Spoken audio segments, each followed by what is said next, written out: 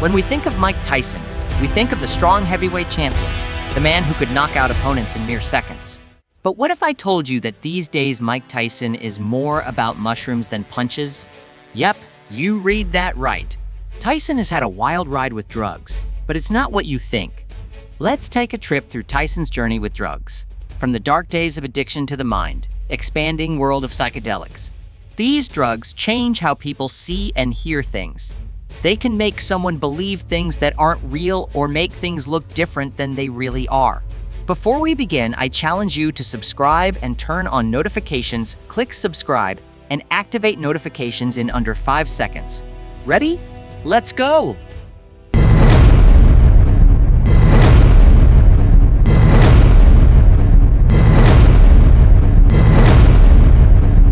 Early encounters with drugs. When Mike Tyson was growing up in Brooklyn during the 1970s, he had his first encounter with drugs at a surprisingly young age, 11 years old. Unlike most kids his age who were playing with toys and enjoying their childhood, Tyson tried LSD, a powerful substance that led to what he described as a bad experience. Reflecting on that moment later in life, Tyson recalled, "I did acid early in my life and it was a bad experience. I never did it again. I did it once in my life when I was like 11. This early experimentation wasn't the start of a positive journey for Tyson. Instead, it was a rough patch he chose not to revisit for nearly 4 decades.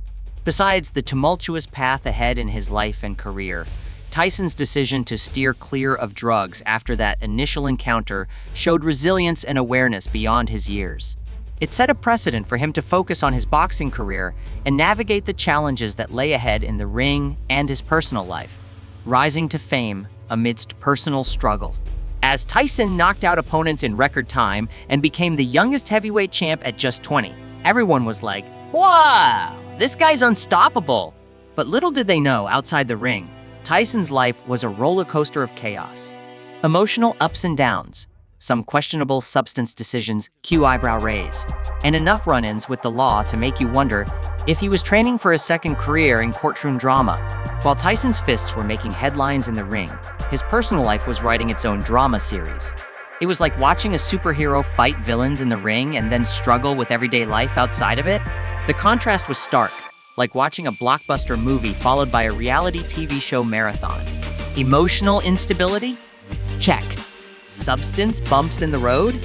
Double check. And run ends with the law. Well, just say he got higher ratings than some shows in prime time. Psychedelics to the rescue. Fast forward to more recent years, and Tyson's story takes a surprising turn. About 5 years ago, he was introduced to psychedelics like 5-MeO-DMT, a powerful substance derived from the Sonoran desert toad. This wasn't just another drug, it was a revelation. You see how much my life changed 5 years ago? I was a junkie 5 years ago. I didn't even think I could survive. Then I got introduced to animal and plant medicine, Tyson shared. Psychedelics provided Tyson with profound experiences that he credits with changing his life. These substances are known to induce states of awe and mystical experiences, which can lead to long-lasting psychological benefits. For Tyson, they offered a path to mental growth and personal improvement.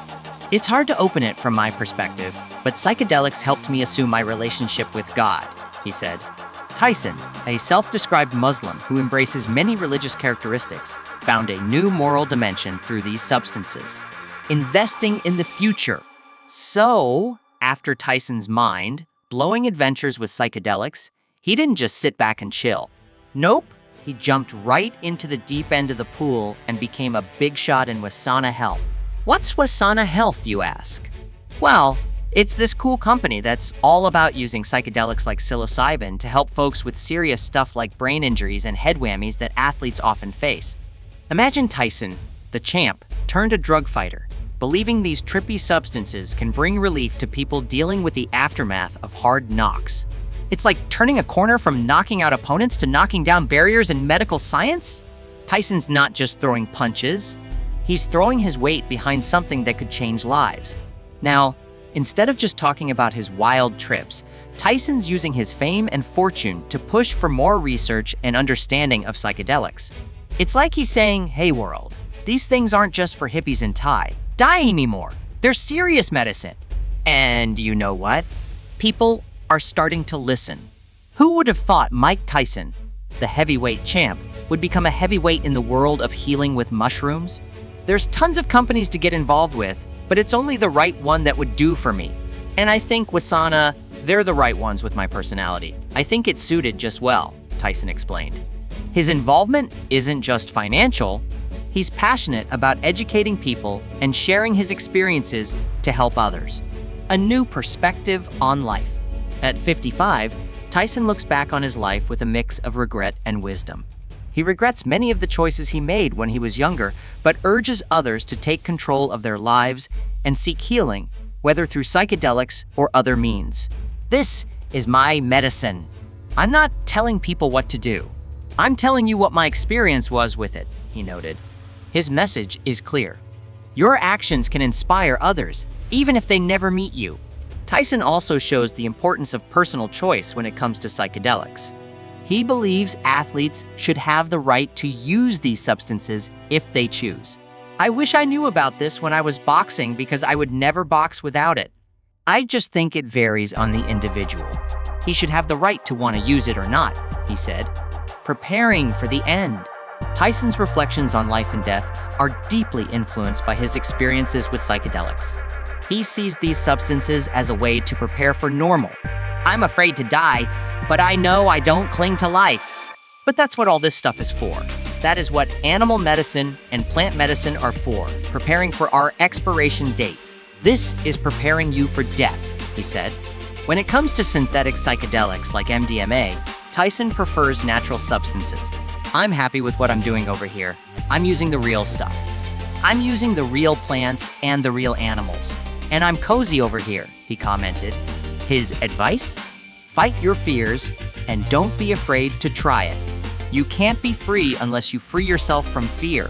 Mike Tyson's journey with drugs is a testament to the power of transformation. From the early days of misguided drug use to finding peace and purpose in psychedelics, Tyson's story is one of resilience and redemption. His message is simple yet profound. Healing and growth are possible no matter how dark the path may seem. So the next time you think of Mike Tyson, remember that he's not just a legendary boxer. He's a man who found a new way to fight his battles, not with fists, but with a humble mushroom.